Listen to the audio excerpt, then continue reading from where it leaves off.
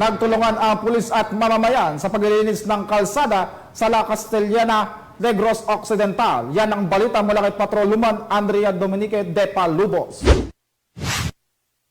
Muling ipinakita ng mga pulis ang kanilang dedikasyon sa serbisyo nang magsagawa ng road clearing operation ang mga tauhan ng La Castellana Municipal Police Station. Ang operasyon ay isinagawa upang matulungan ang mga pamilyang naapektuhan ng mudflow na dulot ng phreatic eruption ng Mount Canlaon sa Barangay Biak na Bato, La Castellana, Negros Occidental noong 5 ng Hunyo taong kasalukuyan. Sa kabila ng panganib at hirap, nagkaisa ang mga pulis at ang komunidad sa paglilinis ng kalsada upang masigurong ligtas at muli itong madaanan.